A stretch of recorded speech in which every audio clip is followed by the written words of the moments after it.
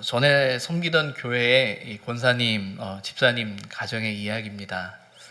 아마 일산이 이 고양시가 개발되기 전에 이 주변은 거의 아마 논밭이었다라고 들었고요. 또 그 원예단지, 꽃을 키우는 화훼단지 하우스들이 참 많았다라는 이야기를 들었습니다. 요즘도 보면 이 벽제 쪽이나 주변에 보게 되면 이제 꽃을 키우는 큰 하우스들이 이제 있는데, 그 권사님, 집사님의 가정이 그때 여기에서 크게 그 화훼단지 하우스를 하셨던 분이에요. 근데 그렇게 화훼단지를 운영하다가 그곳에 불이 나버렸습니다. 이 불이 나서 모든 걸 다 잃어버리게 된 거예요. 그리고 이제 자녀를 키우는데 또 자식이 또 마음대로 안 되잖아요. 또 부모가 마음 갖고 또 기대하는 것이 있지만 또 그렇지 않은, 때로는 부모된 입장에서는 뭔가 아쉬운 게 그런 마음일 텐데, 또 그런 상황을 또 견뎌내며 이제 사셨던 분이죠. 어떤 면에서는 어떻게 살았는지 모를 만큼 그 삶을 살아내셨어요. 견뎌내셨어요. 그냥 그렇게 살아야 되는 줄 알고 아마 사셨던 것 같습니다. 세월이 지나서 어느덧 그 일들이 추억이 되고 이제 또 나름의 감사의 제목이 되었습니다. 그 아들이 이제 커서 유명한 그 헤어 스타일리스트가 됐어요. 그래서 누구라고 말하면 아마 알만한 분 알 수 있지 않을까라는 생각이 드는데, 그렇게 된 그 아들의 모습을 보면서 또 그때 당시에는 너무 절망적이어서 도저히 이걸 어떻게 하나 생각했던 삶의 시간들이었는데, 어느덧 시간이 흘러서 이제 오늘이라는 삶의 자리에 온 거죠. 이제 그러면서 그 집사님, 권사님 가정과 이야기를 나누면서 하시는 말씀이 뭐냐면, 너무 이제 감사하다라는 거죠. 그때는 절망이라고 생각했고 어떻게 살아야 되나 도저히 방법이 없을 것만 같은 그 삶의 시간들이었는데 여기까지 왔다라는 거예요. 또 한편으로는 그 마음에 갖는 이 자녀에 대한, 아들에 대한 어떤 마음들이 있었는데 정말 걱정이 앞섰던 시간들이었는데, 하나님께서 그 아들을 통해서 행하시는 걸 보면서 얼마나 감사한지 모르겠다라는 거죠. 그러면서 그 부모님들이, 그 집사님, 권사님이 그 아들에게, 나름 성공한 아들에게 늘 하는 말이 뭐냐면, 아들아, 겸손해야 된다. 겸손해야 된다. 이거 다 하나님이 하신 거다.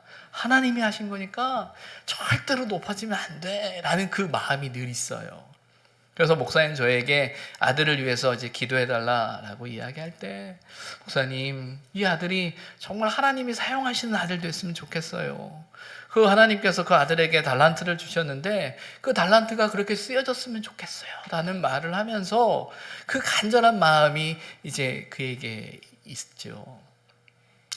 그러다가 제가 그 집사님께 그 연락을 받게 됐는데, 당신이 혈액암 판정을 받았다라는 거예요. 그래서 이제 암센터에서 항암 치료를 이렇게 받고 있다라는 이야기를 전해 듣게 됐어요.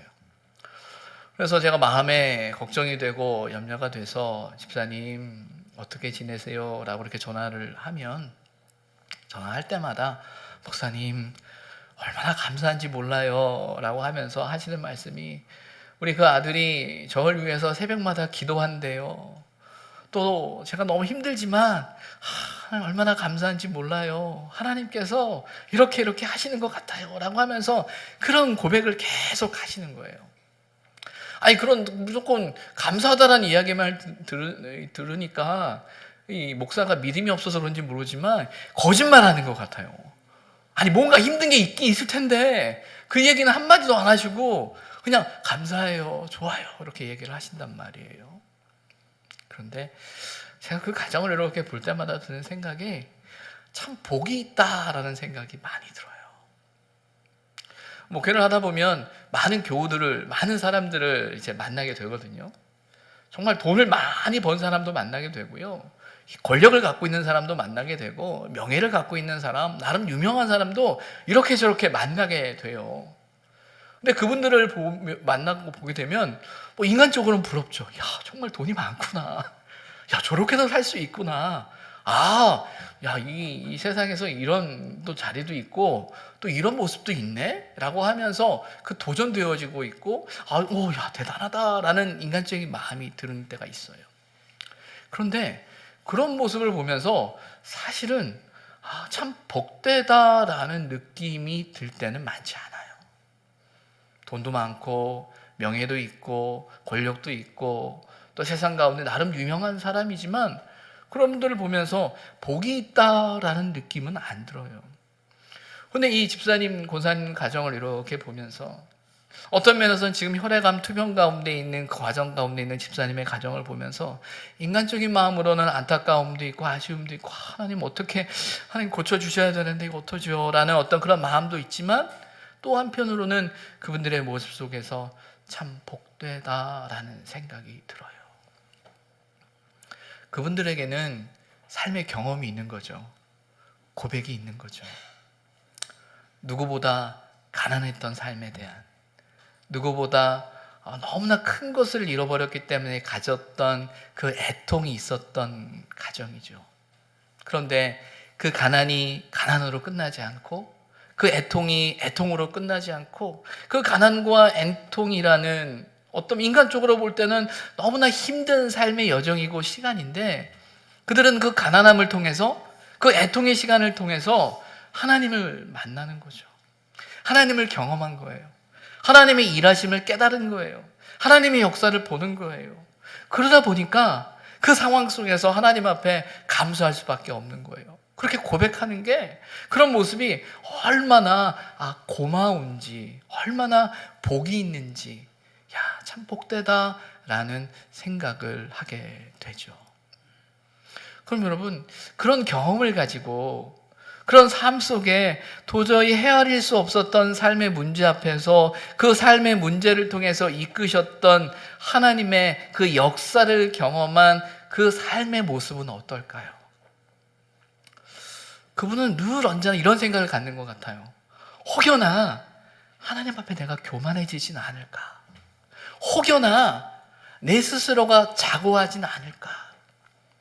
그러다 보니까 아들에게, 그 잘난 아들에게, 그 잘나가는 유명한 아들에게 늘 하는 말이, 야, 절대로 그거 네가 한 거 아니야. 하나님이 한 거니까 그거 잊으면 안 돼. 교만하면 안 돼. 교만하면 안 돼. 라고 말하면서 스스로 이렇게 몸을 낮추는 모습을 보게 돼요. 아마 여기 계신 우리 교우들께서도 나름 삶의 여정 속에서 뜻하지 않는 어려움도 경험했지만 그 어려움 속에서 역사하셨던 하나님에 대한 경험이 오늘 여러분의 삶의 모습을, 삶의 태도를 만들었다라는 생각이 들어요. 주중에 한 가정을 신방하면서 그분의 이야기를 이렇게 들으면서도 참 힘든 시간이었는데, 하나님의 큰 그림이 있었구나. 하나님이 그렇게 또 하셨구나. 라는 생각이 들죠. 제가 그 이야기를 듣는 제 입장에서도 그런 마음이 드는데, 본인은 오죽하겠어요. 힘들었던 시간이지만 하나님이 하셨다라는 거예요. 여러분, 저와 여러분의 삶 속에서 하나님의 일하심을 경험하고 하나님이 일하고 계신다는 사실을 느끼게 되면 저와 여러분의 삶은 변하게 돼 있어요. 말이 변하게 되고요, 태도가 변하게 되고요, 생각이 변하게 돼요. 왜? 하나님이 일하시니까요. 하나님이 역사하고 계시니까요. 그래서 가난이라니, 애통이라는 이 문제가 인간적인 모습으로는 너무나 큰 무게로 다가오는 삶의 자리지만, 이 가난함을 통하여 하나님의 다스림을 경험하고 이 애통함을 통하여 하나님의 살아계심, 하나님의 위로하심을 경험할 때 우리는 하나님 앞에 어떻게 살아야 할까? 어떤 모습으로 서야 할까라는 생각을 하게 되는 거죠. 오늘 우리가 읽은 이 본문의 말씀 속에 특별히 이 세 번째 복, 온유한 자는 복이 있다라는 말씀을 우리는 듣게 됩니다.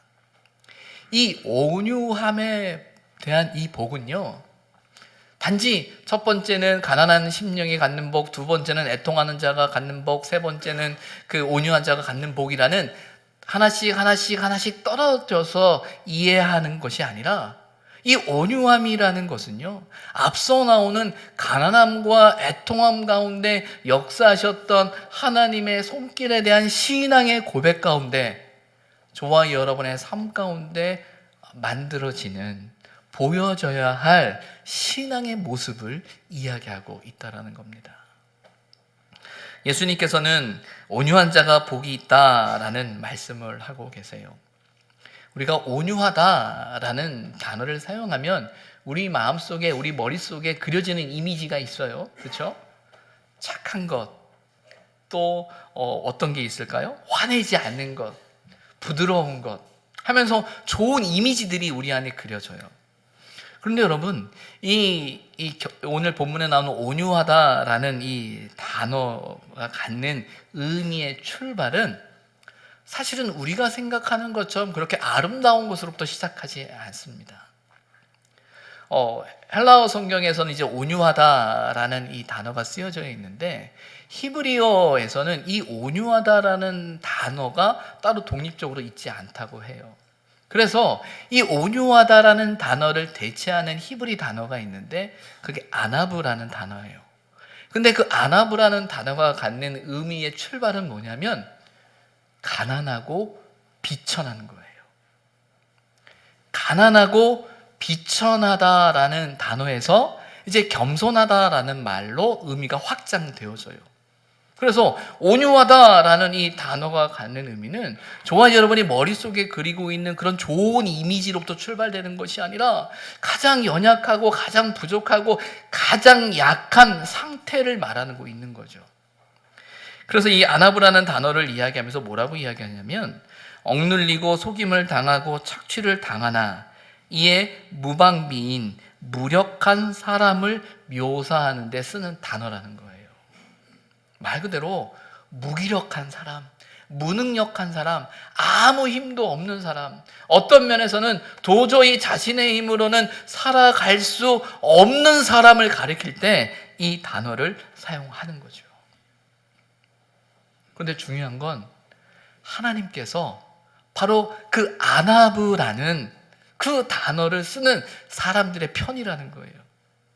그래서 구약에 보게 되면 하나님이 고아의 하나님, 과부의 하나님, 또 나그네의 하나님이라고 이야기하면서 가장 연약하고 힘들고 힘없는 그들을 향해 그들의 편이다라고 말씀하고 계시는 거예요. 시편 17절에 보면 이런 표현이 나옵니다. 여호와여 주는 겸손한 자의 소원을 들으셨사오니 그들의 마음을 준비하시며 귀를 기울여 들으신다라는 표현이 나와요. 하나님께서 소원을 들어주신대요. 우리의 기도를 들으신대요. 근데 누구의 기도를 들으신다고요? 겸손한 자의 소원을 들으신다. 여기서 이 겸손이라는 단어가 아나브라는 단어로 쓰여졌어요. 비천하고 가난하고 연약하고 어떤 면에서는 어떤 힘 앞에서 아무것도 할 수 없는 그렇게 연약한 그 사람의 소원을 하나님이 들으신다라고 이야기하고 있는 거예요. 그러면서 예수님께서 이 온유한 자가 복이 있다라고 이야기를 하시는데 이 온유함, 이제 주님이 말씀하시는 이 온유함은요, 그냥 심령이 가난한 자, 애통한 자 다음으로 온유한 자가 아니라 가난한 심령 그리고 애통한 자가 그 복을 누리는 사람의 삶의 모양으로, 모습으로, 태도로 설명하는 거예요.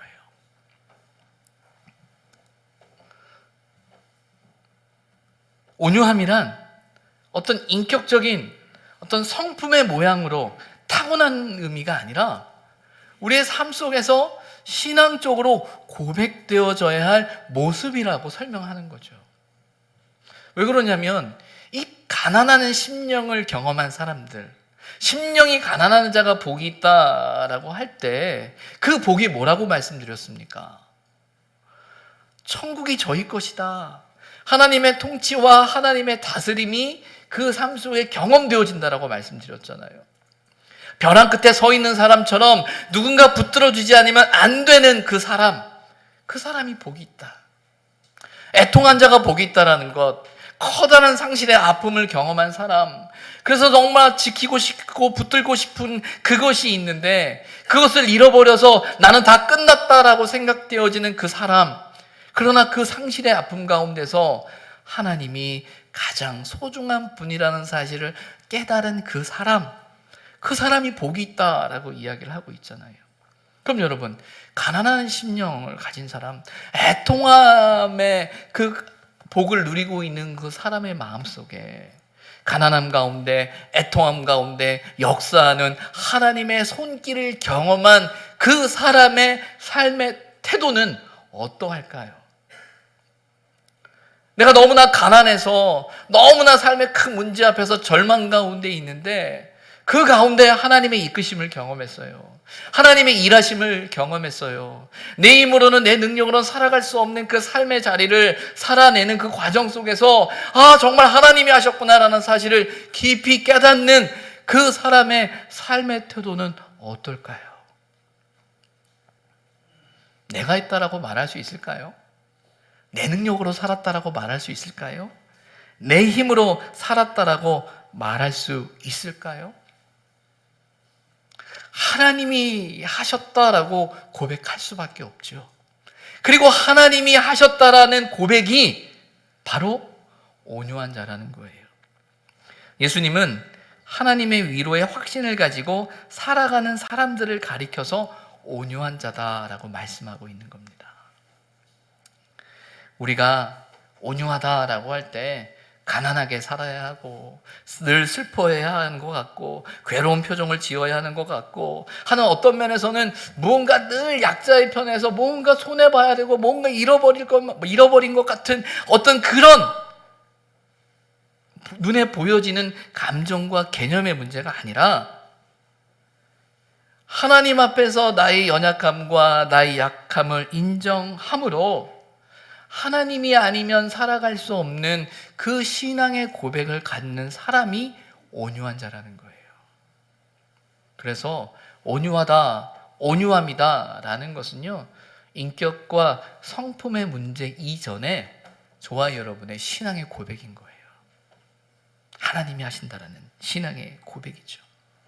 그래서 그 온유함은요, 하나님과 사람 앞에 나타나야 돼요. 하나님 앞에 나타나는 온유함은 어떤 것일까요? 그것은 하나님에 대한 온전한 믿음입니다. 왜 온전한 믿음이라고 말씀을 드리냐면 때로는 내가 경험하는 삶의 상황과 문제 앞에서 도저히 이해되지 않는 삶의 사건을 경험할 때가 있잖아요. 뜻하지 않는 삶의 문제 앞에서 아니 도대체 이건 아닌데 지금 이 상황에서 이런 일이 일어나는 건 아닌데 아니 왜 이런 어려움들이 나에게 있고 이 아픔이 나에게 왜 있지? 라는 어떤 그런 삶의 상황에 직면할 때가 있어요. 때로는 정말 하기 싫은, 정말 감당할 수 없을 것 같은 삶의 문제를 경험할 때가 있어요. 그때 온유한 사람은 어떤 사람이냐면 그 가운데서 하나님을 믿는 사람이에요. 하나님의 일하심을 인정하는 사람이에요. 하나님의 역사를 믿고 내 눈에 보이는 상황 앞에서는 절망인데 하나님의 일하심을 믿고 가는 사람이에요. 예레미야 애가라는 책이 있어요. 예레미야 애가. 애가는 말 그대로 슬픈 노래거든요. 예레미야라는 선지자가 쓴 책인데 그를 가리켜서 눈물의 선지자라고 이야기를 해요. 왜냐하면 그가 자신에게 주어진 선지자의 사명을 감당할 때 너무나 힘들었거든요. 그래서 눈물로써 호소하고 애통했던 선지자예요. 그 눈물이, 그 슬픔이 얼마나 컸는지 예레미야라는 책 다음에 예레미야 애가라고 해서 그의 슬픔만을 따로 다룬 게 예레미야 애가라는 책이거든요. 그 책 3장 26절에 이하에 보면 이런 표현이 나와요. 사람이 여호와의 구원을 바라고 잠잠히 기다림이 좋도다. 사람은 젊었을 때에 멍에를 매는 것이 좋으니 혼자 앉아서 잠잠할 것은 주께서 그것을 그에게 메우셨습니다. 그가 당하고 있는, 그가 감당해야 됐던 그 고난과 아픔의 앞에서 이 멍에를 매는 것에 있어서 하나님께서 그것을 그에게 메우셨기에 내가 이것을 잠잠히 감당하는 것이 좋다라고 이야기하고 있는 거예요. 아니, 멍에를 매는 일이 뭐가 좋은 일이라고요? 아니, 이 고통을 당하고 이 어려움을 당하고 왜 하필 저입니까? 라고 말할 수 있는 게 우리의 마음인데, 그 예레미야 선지자는 그가 당하고 있는 고난과 아픔과 그가 감당해야 할 그 삶의 무게 앞에서 주께서 그것을 나에게 메우셨다라고 고백하면서 잠잠히 기다림이 좋다라고 고백하고 있는 거죠. 결코 그 삶의 모양이 행복하거나 즐겁거나 웃을 수 있는 상황은 아닐 겁니다.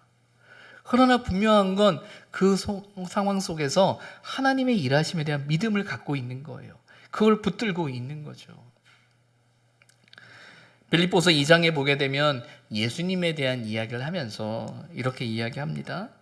그는 근본 하나님의 본체시나 하나님과 동등됨을 취할 것으로 여기지 아니하시고 오히려 자기를 비워 종의 형체를 가지사 사람들과 같이 되셨고 사람의 모양으로 나타나사 자기를 낮추시고 죽기까지 복종하셨으니 곧 십자가에 죽으심이라. 하나님의 일하심 앞에, 하나님 앞에서 온유함의 모습이 그리스도를 통해서 나타나는 것은 무엇입니까? 죽기까지 복종하셨다라는 거예요. 맞아요.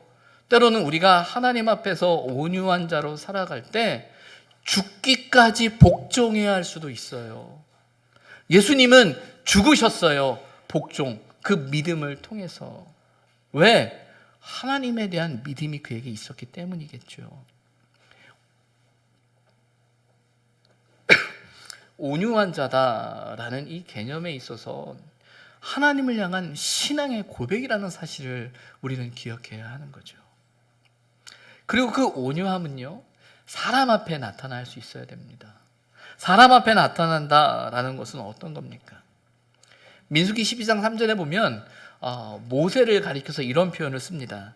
이 사람 모세는 온유함이 지면의 모든 사람보다 더하더라라고 되어 있어요. 모세는 참 온유한 사람이다라는 표현을 쓰거든요. 이 이야기를 하면서 그 앞의 내용이 뭐냐면 그 모세가 구스 여자를 아내로 얻게 됩니다. 근데 이 모습을 보면서 그의 형인 아론과 누이 미리암이 그를 비방해요. 비방하면서 뭐라고 비방하냐면 하나님이 너에게만 말씀하시냐, 너만 하나님의 뜻을 안다고 생각하느냐라고 하면서 그가 구스 여인을 아내로 취한 것에 대해서 못마땅하며 그를 비난하고 비판하고 있는 상황인 거예요. 그 상황 속에 모세가 참았던 것 같아요. 견뎌냈던 것 같아요. 그러면서 그를 가리켜서 모세의 온유함이 지면의 모든 사람보다 더하더라라고 되어져 있어요. 맞아요. 온유함은요, 참는 거예요. 견뎌내는 거예요. 참아내는 거예요. 참기 힘든 그 상황 가운데서도 참아내야 하는 겁니다. 로이드 존스 목사님이 이 온유함에 대해서 설명하면서 이런 말을 썼습니다. 온유함은 다른 사람들에 대한 겸손하고 너그러운 태도를 나타내는데 그 태도는 우리 자신에 대한 참된 평가에 의해 결정된다. 그러니까 온유함이라는 건 다른 사람에 대한 겸손하고 너그러운 모습이에요. 근데 그 겸손과 너그러운 모습, 너그러운 태도가 어디서 출발되냐면 나라는 사람에 대한 진정한 평가에서부터 출발된다는 거예요. 여러분, 우리가 참회의 기도의 시간을 가지면서 여러분 뭐라고 기도했습니까? 어떻게 기도했어요? 아마 많은 분들이 하나님 불쌍히 여겨주시고 긍휼히 여겨주십시오라고 하면서 하나님의 긍휼하심 불쌍히 여겨달라는 기도가 있었을 거예요. 하나님, 저는 죄인입니다. 저는 어리석은 사람입니다. 저는 미련한 사람입니다 하면서 하나님 도와주십시오라는 그 마음이 우리에게 있을 겁니다. 그리고 때로는 나의 연약함을 알기 때문에, 나의 약함을 알기 때문에 그 부분을 내어놓고 하나님 어떡하지요? 라고 하면서 하나님, 저는 이거밖에 안 되네요 라고 하면서 기도하셨을 거예요. 우리는 하나님 앞에 이렇게 고백하는 건 쉽게 합니다. 근데 여러분, 만약에 여러분들이 우리가 한 그 고백을 여러분 옆에 있는 사람이, 여러분 뒤에 있는 사람이 그걸 듣고 여러분에게 말한다면요. 너는 그런 사람이야. 넌 불쌍한 사람이네. 넌 긍휼이 필요한 사람이네. 넌 이거밖에 안 되는 사람이네. 라고 말한다면 여러분 어떠실 것 같아요? 하나님 앞에 우리 입으로 고백할 때는 하나님, 내가 죄인입니다 라고 고백할 수 있는데요, 막상 그 이야기를 다른 사람한테 통해 들으면 어떠실 것 같아요? 그때도 똑같이 맞아요. 저 그런 사람이에요. 맞아요. 저 그거밖에 안 돼요. 그래서 하나님이 돕지 않으면 안 돼요 라고 고백할 수 있겠어요? 그렇게 고백하는 사람이 온유한 사람이라는 거예요. 우리는 종종 나에 대한 평가에 대해서, 나에 대한 이야기에 대해서 이걸 감당하기가 참 힘들어요. 나는 나만 욕할 수 있어라는 생각을 갖죠. 다른 사람이 그렇게 말하면 네가 뭔데? 너나 잘해. 넌 그럴 말 자격 없어. 다른 사람은 다 그렇게 말해도 넌 그렇게 말할 자격 없어라고 말하고 싶은 게 우리의 마음이라는 거예요. 근데 온유함은요, 내가 누구보다 낫다, 내가 누구보다 좋다, 누구보다 뛰어나다, 더 인격이 좋다의 개념이 아니라 철저히 하나님 앞에서 나라는 존재에 대한 고백의 모습이 온유함이라는 겁니다. 가난한 심령에 대한 고백이 있잖아요. 애통한 자에 대한 고백이 있잖아요. 나는 그런 존재라는 고백을 하잖아요. 그런 고백을 하면 누군가가 나에게 그렇게 이야기를 해도 그래요, 맞아요. 하나님이 돕지 않으면 살아갈 수 없는 사람이에요. 저를 좀 불쌍히 여겨주세요. 저를 좀 긍휼히 여겨주세요 라고 말해야 함이 온유함이라는 거예요. 그래서 온전한 온유함은요, 그리스도인에게 그들을 흥분시키는 자에 대한 분노를 견뎌낼 수 있는 거예요. 하나님의 은혜가 아니면, 하나님의 도우심이 아니면, 하나님의 지키심이 아니면 안 된다라는 온전한 믿음 가운데 표현되어지는, 설명되어질 수 있는 삶의 태도와 모습이 온유함이라는 거죠. 그럼 그 온유함의 결과는 무엇입니까? 온유함에 대해서 온유한 자는 복이 있나니 땅을 기업으로 받을 것이요 라고 되어져 있죠. 온유한 자는 복이 있다라는, 온유한 자가 땅을 기업으로 받을 것이다라는 이 말씀은요, 예수님께서 처음 하신 말씀이 아니에요. 이미 구약에 이 말이 언급되어져 있어요. 시편 37절 11절에 보면 이 표현이 나와요. 온유한 자들은 땅을 차지하며 라고 되어져 있습니다. 그런데 이 본문에 배경이 있습니다. 37장 7절에 이렇게 시작해요. 여호와 앞에 잠잠하고 참고 기다리라 라고 되어져 있어요. 그러면서 자기 길이 형통하며 악한 꾀를 이루는 자 때문에 불평하지 말라. 악한 자 때문에 불평하지 말라라는 거예요.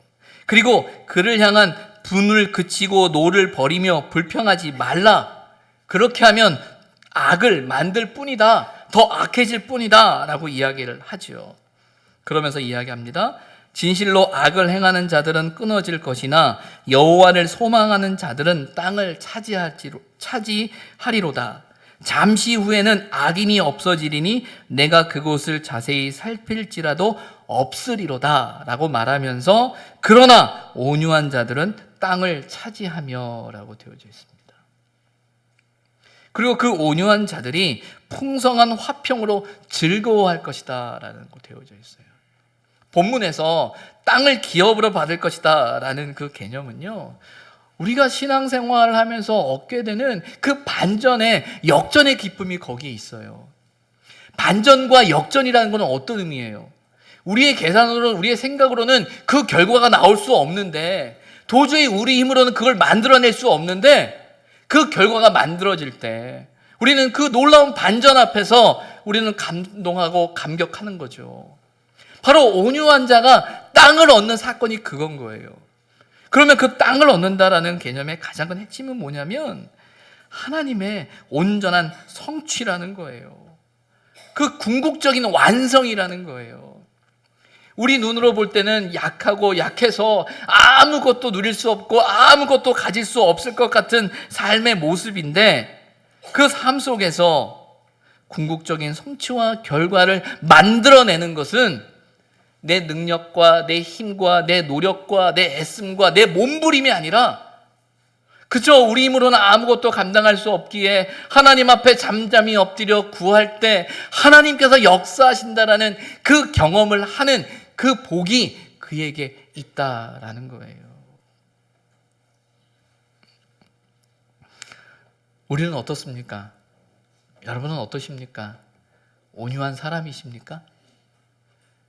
우리의 삶을 상황 앞에서 그 삶을 어떤 태도로 대하고 계십니까? 내가 온유하지 못하다면, 우리가 온유하지 못하다면 무엇 때문에 온유하지 못할까요? 때로는 우리는 정말 놓치고 싶지 않은 것이 있을 겁니다. 지키고 싶은 것이 있을 겁니다. 내가 다른 건 다 참아도 이거 건드리면 못 참는 것이 있을 수 있어요. 그렇죠? 정말 착한 사람인데 다 참아내는데 우리에겐 어떤 면에서는 아킬레스건처럼 정말 약하디 약한 것이 있어요. 그래서 다 참다가도 그것만 건드리면 모든 것이 무너지는 그런 연약함이 우리에게 있을 수 있어요. 그런데 여러분, 그거조차도 하나님 앞에 맡길 수 있는 믿음이 필요해요. 그게 온유함이죠. 목회자로 살아가면서 제 마음속에 두고 있는 이 사사성어 중에 하나가 이제 격산덕회라는 말이에요. 이건 뭐 일반적인 표현은 아닙니다. 예전에도 제가 한번 설교 때 말씀드렸는데, 이 격산덕회라는 표현은 말 그대로 표현하게 되면 산 같은 인격과 바다 같은 덕이다라는 표현이에요. 이 표현은 그 돌아가신 이 방질 목사님이 당신이 평생 살아가면서 그 당신의 집에 놓으면서 목사는 이래야지라는 그런 어떤 자신이 갖고 있는 좌우명처럼 갖고 있었던 그 사자성어예요. 당신이 만든 거죠. 제가 그 목사님을 이렇게 보면서 이제 배우면서 느꼈던 게, 그래야지라는 마음을 갖고 있어요. 그런데 여러분, 그 격산덕회라는 표현은 단지 인격적인 성품과 그 성품의 뛰어남을 의미하는 것이 아니라, 그분은 그 고백과 함께 놓치지 않는 게 뭐냐면, 기도는 죄를 찾는 현미경이라는 그 표현을 하면서 그 기도의 자리를 통해서 끊임없이 자신의 죄를, 자신의 연약함을 찾아내고자 하는 영적인 몸부림이 있으셨어요. 그 말은 어떤 의미죠? 우리가 하나님 앞에 온유한 심령으로 살아간다는 것은요, 하나님 앞에 내가 죄인이라는 사실을 놓치지 않는 거예요. 나의 연약함을 깨닫는 거예요. 나의 부족함을 알아야 하는 거예요. 하나님 앞에서 연약하고 부족하고 무능한 존재라는 사실을 깊이 깨달아 알 때, 우리는 온유함의 신앙의 고백의 삶의 모습을 찾아갈 수 있는 거죠. 여러분, 우리가 왜 기도할까요? 여러분, 왜 기도가 필요한 줄 아십니까? 그 기도의 자리를 통해서 우리의 연약함을 깨닫는 거예요. 우리의 연약함이 깨달아질 때, 우리의 연약함이 인정되어질 때, 우리의 연약함, 우리 힘으로는 살아갈 수 없다는 사실을 알 때 하나님의 역사가 일어나는 거예요. 내 힘으로 해결할 수 없음을 인정하는 자리가 기도의 자리인 거예요. 내가 기도를 얼마나 많이 해서 하나님이 그 기도에 응답해 주실 거야 라는 게 기도의 법칙이 아니라, 기도는 철저히 하나님 앞에서 내 자신에게 집중하는 겁니다. 나의 연약함에 집중하는 거예요. 나의 약함에 집중하는 거예요. 그래서 하나님 아니면 안 된다라는 그 사실을 깨닫는 자리가 기도의 자리인 거예요. 그리고 그 애통하는 심령으로, 그 가난한 심령으로 하나님 앞에 엎드릴 때 하나님께서 저와 여러분의 삶을 만지시고 저와 여러분의 삶을 통해서 하나님의 일하심을 경험할 때 우리는 온유한 자로 살아갈 수 있는 겁니다. 저와 여러분은 온유한 사람이 되기 위해 노력해야 합니다. 그러나 그 노력이 우리 인격적인 애씀의 노력이 아니라 저와 여러분의 마음 깊은 곳에서부터 우러나는 신앙의 고백이 되었으면 좋겠습니다. 내 힘으로는 살아갈 수 없습니다. 내 능력으로는 할 수 없습니다. 하나님이 하셔야 됩니다라는 마음으로 철저히 하나님의 일하심을 신뢰하고 의지할 때, 그리고 그 하나님 앞에 엎드릴 때 우리가 살아가는 삶의 자리에서 우리의 말이 바뀌고요, 우리의 행동이 바뀌고요, 우리의 모습이 바뀔 겁니다. 우리의 욕심이, 우리의 날카로움이, 우리의 애씀이, 나의 능력이 나타나는 것이 아니라 나의 부드러움을 통해서, 나의 부드러운 말을 통해서, 나의 섬기는 그 모습을 통해서 내가 아니라 하나님이 드러날 겁니다. 저와 여러분 가운데 그 온유함의 축복이 있기를 소망합니다. 온유한 자가 되시기 바랍니다. 기도하겠습니다.